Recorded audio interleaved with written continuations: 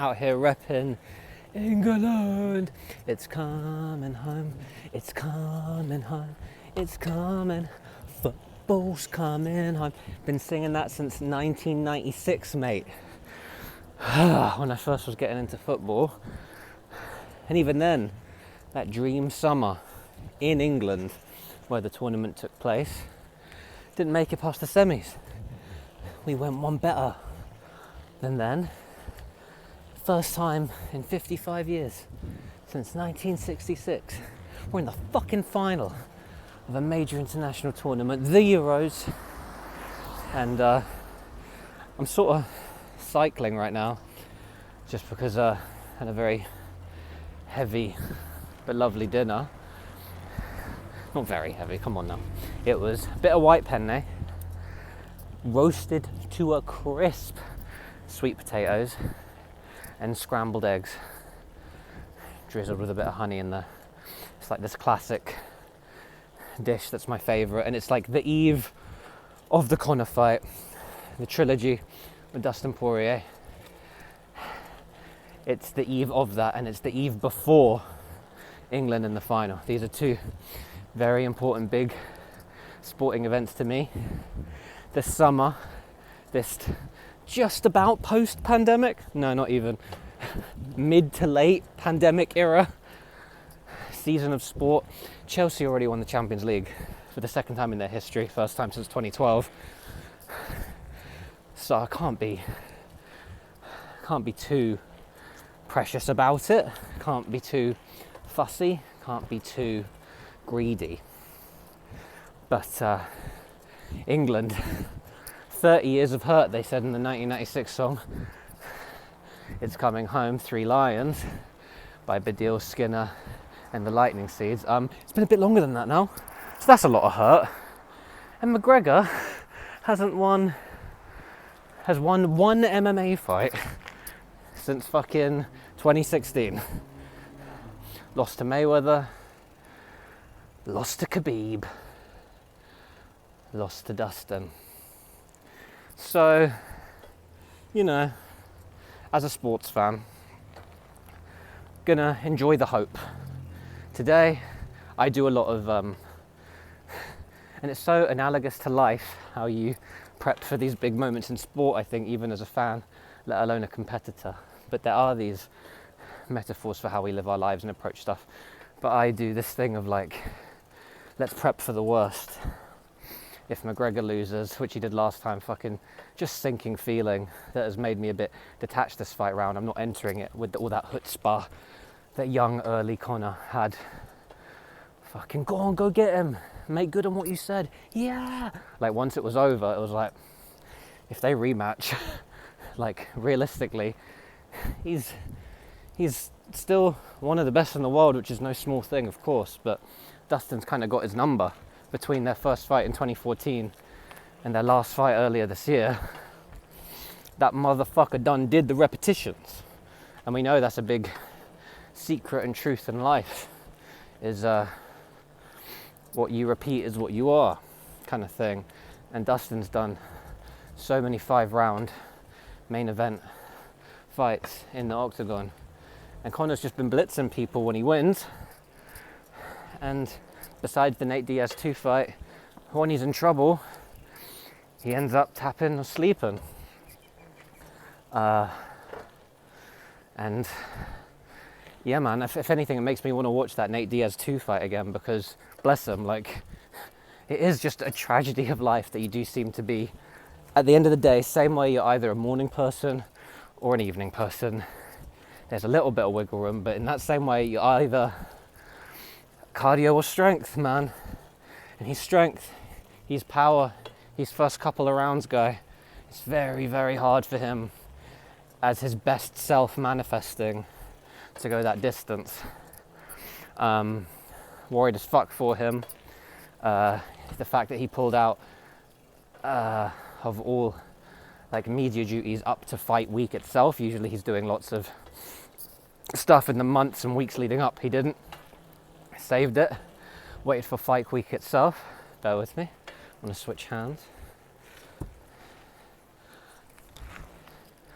So he waited for fight week, and he's been trying to, as the kids would say, ether Dustin by posting pics and vids of Dustin's wife, trying to DM him on Instagram. Kind of weak. Like, the old Conor isn't there, people are saying. But I think the old Conor wasn't there for the Nate Diaz 2 fight as well. When he's coming off a loss, this motherfucker be full of vitriol. He's trying to rile himself up. He isn't trying to win over the crowd to be like, oh, that's a great Conor promo. That's witty. It's not about that. He's a naturally entertaining person since the first day he walked into his gym as a complete unknown on Job Seekers. He's just a shit-talking wild man who talks like that. And this time around, he's trying to talk himself up to have no kindness. I think that's one thing that thematically stuck out from the few interviews he did, and it culminated in his post-weigh-in little 1-2 question interview with Joe Rogan. After all the longer form stuff, you do that last ceremonial weigh-in, and Joe Rogan asks you a question, and sometimes he bathes in the adulation, the big crowd, but this time he was facing away from the crowd to maintain eye contact with Dustin, and he was just saying, you mistook my kindness for weakness, and for that you will pay with your life. And he was fucking seething. And even if it's a weird kind of method acting, and deep down he knows there are other things at work there with the whole thing where he offered to donate to Dustin's charity, and then Dustin said he didn't do it, and Conor said he'd been waiting on paperwork and Dustin shouldn't have aired out their dirty laundry. Like, Conor was also very nice to him in the build-up to the fight, and then he got taken out like that. He had his kids around him, he was bigging up Dustin's merchandise, his hot sauce he's selling, and this time he was throwing the hot sauce off the dais, saying fuck it, it's all about the real sauce, pop for 12 whiskey. And then, as I say, culminating in this whole don't mistake kindness for weakness. I think he's shouting at himself. I think the fact that he let that mad dog go, the mad dog of his youth. Go on, lads. Woo! So, the mad dog of his youth, who everyone rates, early Conor, one of the biggest phenomenons in combat sports history. Everyone's constantly been talking about this week about how it's hard to wake up and pound the pavements when you're waking up in satin sheets. The old Marvin Hagler quote. You can't possibly physically fabricate that hunger when you know you're a fucking gazillionaire, right? Like, he doesn't want for anything. He knows he's set for life. He's got generational wealth. And he had this line speaking to Stephen A. Smith about being a fat cat now, and how he's going to find a different kind of hunger, power, viciousness in that, because you can't replicate that that desperation of the fighter who's got nothing. And if, you know, in theory, if he doesn't win, he's not eating. Now he's done it. This is why I always think the tragedy of his career almost is at the peak of his athletic prime. He got the Mayweather fight due to his promotional skills, which he would say is like his minor talent compared to his major talent of fighting. The rub there for me is he was actually a generational all-time great at promotion and just very, very, very good at the fighting, and not quite the genius he wanted to be, all-time GOAT level in that area. So what does he do? He gets the fight that will set him for life in this world of combat sports that doesn't pay fighters well in MMA, as opposed to boxing where they're paid very well, and he gets something any fucking MMA fighter would be lying if they say they wouldn't kill for. He gets a Floyd Mayweather fight, and for me that's the tragedy, because then he's set up for life, rich beyond his wildest dreams, and doesn't need to fight another day in his life. And then his athletic prime in his late 20s, early 30s wasn't fighting. So what's he doing now? He's inventing a new way to be vicious. He knows he can't replicate that hungry dog. He's spent a few years now rich as fuck, and this whole don't mistake kindness for weakness thing. I think he's shouting at himself. You took your foot off the gas, Conor. Your legacy can still be fighting. You know, and he always says, it's just a body in there. I don't see an opponent. I just see a body. I'm facing myself in there. I think that metaphor is so good for fighting. So I literally do see it as this spiritual thing. I think that's what we all do in fighting anyway. We're coming to terms with the weakest parts of ourselves. There's only so much we can do within our certain skill set, our physical limitations, our frame, our flexibility. So you're facing a sort of spectre, inverted version of yourself who's trying to pick off on those insecurities and weaknesses and protect yourself and attack and destroy, right? And I don't know, when he said, I think he was telling himself that. This is one last shot, this is one last throw at the dice, I'm gonna rip your head off, I'm saying all this shit that kind of doesn't make any sense after the guy just knocked me out, but this is one last throw of the dice. He's not phrasing it on one last, but as a fan, it seems to me like he can't keep doing this. He's like, I'm gonna rip your fucking head off, I'm gonna play with you in there. One of the greatest, he kept saying this, one of the greatest UFC performances of all time, the greatest performance, he said, was my defeat of Eddie Alvarez to become simultaneous 2-weight champion. He was already featherweight, and that night he became lightweight champion. He kept saying this week that was the best UFC performance of all time, and I'm going to top that. So all the stuff he used to manifest about, knock you out inside the first round, Aldo in the first round, you in the first round, and he kept doing it. He's trying to figure out, how can I make it happen again? How can I make it real again? And so he's saying he's going to top that performance. He's saying, you mistook kindness for weakness. You took advantage of me. You made my fighting legacy a joke. Made this 2014 version of Conor look even more great, which diminishes me. I am now a legend that is dormant, living in the afterglow of my fighting career. I'm old Mike Tyson already, even though I'm still fucking 32. I can still fucking do this shit. So he's trying to talk himself round, and it might work because he's had the power to manifest shit before. But it's a tough fight because I just think it's the things he's fighting against in Dustin. When you look at Dustin's too tough. Dustin has weathered the storms of Justin Gaethje, Dan Hooker, fucking the best of the best in there.